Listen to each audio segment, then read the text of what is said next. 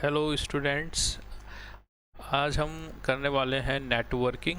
और नेटवर्किंग में हम देखेंगे कि कंप्यूटर नेटवर्किंग क्या होती है और इसके जो कुछ कोर कॉन्सेप्ट हैं उनको हम समझेंगे। ठीक है, तो कंप्यूटर नेटवर्क क्या होता है? ये होता है नेटवर्क ऑफ नेटवर्क। जब दो या दो से ज़्यादा कंप्यूटर आपस में एक दूसरे कंप्यूटर से कनेक्टेड रहते हैं, चाहे वो वायर्स के थ्रू कनेक्टेड हो, चाहे वो वायरलेस वाईफाई के थ्रू कनेक्टेड हो, और इस प्रकार से जब वो एक दूसरे के साथ कोई फाइल वगैरह एक्सचेंज करते हैं तो उसको हम नेटवर्क कहते हैं। नेटवर्क में केवल फाइल ही एक्सचेंज नहीं होती है, इसके अलावा जो हार्डवेयर रिसोर्सेज हैं कंप्यूटर नेटवर्क के थ्रू उन हार्डवेयर रिसोर्सेज को भी आपस में शेयर कर सकते हैं, फाइल्स को शेयर कर सकते हैं, एक दूसरे से एक्सचेंज कर सकते हैं। ठीक है, तो नेटवर्किंग का हम कॉन्सेप्ट पढ़ेंगे, लेकिन उससे पहले कुछ और भी कॉन्सेप्ट हैं जिनको हमें समझना होगा। तो ये पीडीएफ मैंने आपको सेंड कर दी है, आप पहले पीडीएफ पढ़ना है आपको, उसके बाद आपको ये वीडियो देखना है। फिर भी अगर आपको कोई चीज़ समझ में ना आए तो आप पूछ सकते हैं। तो इसमें सबसे पहला कॉन्सेप्ट आता है इंटरनेट का। ठीक है, इंटरनेट क्या है? तो इंटरनेट क्या है? सिंपली हम कभी कभी इसको नेट भी बोल देते हैं। ठीक है, नेट बोलते हैं, वर्ल्ड वाइड वेब बोलते हैं।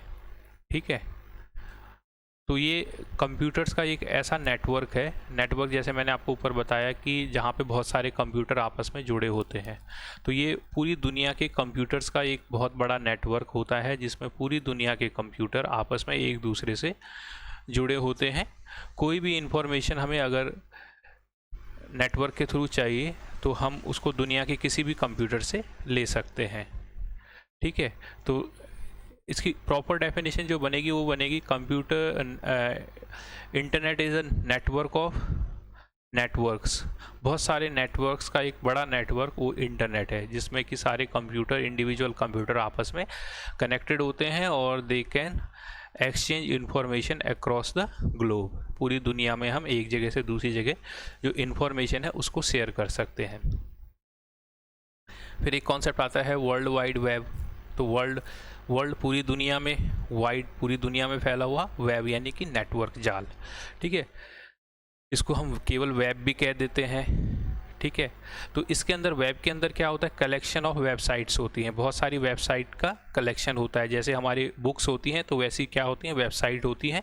वेबसाइट के अंदर बहुत सारे पेजेस होते हैं, उनको हम कहते हैं वेब पेजेस। वेब पेजेस उनको बोला जाता है। ठीक है, और वो कहाँ पे स्टोर होती हैं? वेब सर्वर में।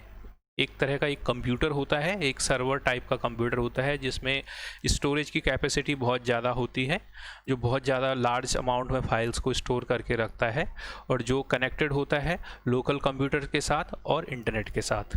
ठीक है, तो जब भी हमें कोई इन्फॉर्मेशन की ज़रूरत पड़ती है तो हम उस वेब सर्वर से रिक्वेस्ट करते हैं। ठीक है, और हमारे पास कंप्यूटर इंटरनेट का कनेक्शन होना चाहिए तो हमें आसानी से वो इन्फॉर्मेशन मिल जाती है। जो वेबसाइट्स होती हैं उनके अंदर क्या होते हैं? वेब पेजेस होते हैं, और वेब पेजेस के अंदर टेक्स्ट भी होता है, ऑडियो वीडियो ग्राफिक्स भी होते हैं। तो डिजिटल इमेजेस होते हैं, उनमें ऑडियो होता है, वीडियो होता है। ठीक है, तो ये सारी चीज़ें उनके अंदर अवेलेबल रहती हैं। अब आता है आपका वेब सर्वर। तो वेब सर्वर जैसे हमने ऊपर भी डिस्कस किया कि वेब सर्वर क्या होते हैं। तो web server is a computer, होता वेब सर्वर कंप्यूटर ही है दैट रन्स वेबसाइट, जिसके अंदर वेबसाइट रहती हैं, जिसके अंदर वेबसाइट स्टोर रहती हैं, उसको हम वेब सर्वर कहते हैं। और एक कंप्यूटर प्रोग्राम के द्वारा ये जो वेब पेजेस होते हैं इनको डिस्ट्रीब्यूट किया जाता है नेटवर्क पे। ठीक है, तो जो वेब सर्वर का बेसिक पर्पज होता है, बेसिक काम जो वेब सर्वर का होता है वो क्या होता है? Store, process and deliver web pages to the user. जब भी यूज़र वेब सर्वर से रिक्वेस्ट करता है कोई भी वेब पेज का, कोई भी इंफॉर्मेशन का, तो सारी इंफॉर्मेशन कहाँ पे रहती है? वेबसाइट्स में रहती है, वेबसाइट के अलग अलग वेब पेजेस में रहती है। तो जैसे ही हम कोई रिक्वेस्ट भेजते हैं ब्राउज़र पे तो वो उतनी सी इंफॉर्मेशन हमारे सामने आ जाती है। और इसके लिए एक कम्युनिकेशन भी होता है, यानी कि हम रिक्वेस्ट भेजते हैं, हमारी रिक्वेस्ट वहाँ तक पहुँचती है और फिर वहाँ से वो इन्फॉर्मेशन हमारे पास तक आती है। तो इसको ट्रांसफ़र करने के लिए वेबसाइट के द्वारा नेटवर्क के थ्रू जो इन्फॉर्मेशन होती है, जो ट्रैवल करती है, उसके लिए एक कॉल यूज़ होता है। उस प्रोटोकॉल को हम कहते हैं हाइपर टेक्स्ट ट्रांसफ़र प्रोटोकॉल। आपने कई बार देखा होगा कि जब आप इंटरनेट चलाते हैं तो उसके शुरू में क्या आता है, HTTP आता है या HTTPS लगा हुआ होता है। उसका मतलब होता है हाइपर टेक्स्ट ट्रांसफ़र प्रोटोकॉल।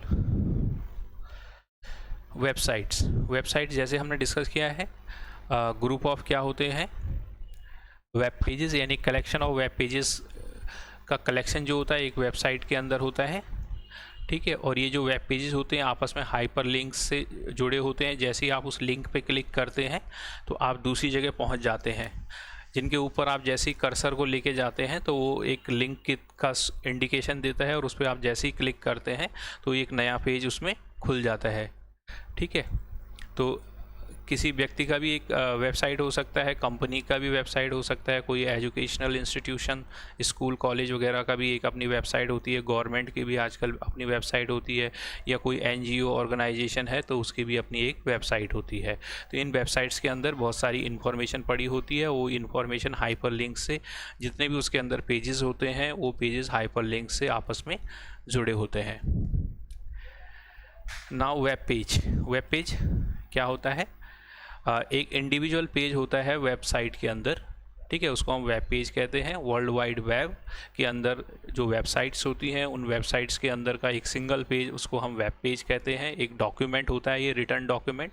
ये डॉक्यूमेंट कौन सी लैंग्वेज में लिखा गया होता है, ये लिखा गया होता है HTML में, हाइपर टेक्स्ट मार्कअप लैंग्वेज में। और इसको जब भी हम इससे रिक्वेस्ट करते हैं तो जो वेब सर्वर होता है वो हमारी रिक्वेस्ट को वेब ब्राउज़र पे उस रिक्वेस्ट को पूरा करता है। वेब ब्राउज़र, इंटरनेट चलाने के लिए हमारे कंप्यूटर में एक स्पेशल टाइप का सॉफ्टवेयर होना ज़रूरी होता है। उस सॉफ्टवेयर को हम क्या कहते हैं, वेब ब्राउज़र कहते हैं, जिसके एग्जांपल्स हैं गूगल क्रोम, बहुत पॉपुलर वेब ब्राउज़र है, मोजिला, फायरफॉक्स, ठीक है, एक वेब ब्राउज़र है, एप्पल सफारी एक वेब ब्राउज़र है, UC ब्राउज़र भी एक वेब ब्राउज़र। इस तरीके के बहुत सारे वेब ब्राउज़र होते हैं। और इंटरनेट एक्सप्लोरर जो विंडो के साथ पहले से प्री इंस्टॉल्ड आता है, वो कुछ इसके एग्जांपल्स हैं। तो ये एक एप्लीकेशन सॉफ्टवेयर होता है जो इंटरनेट चलाने के लिए हमें हेल्प करता है। Without this application software we can not use internet. Blog, अब बात करते हैं हम ब्लॉग क्या होता है। ब्लॉग का मतलब क्या होता है, ब्लॉग क्या होता है, वेब ब्लॉग कहते हैं इसको।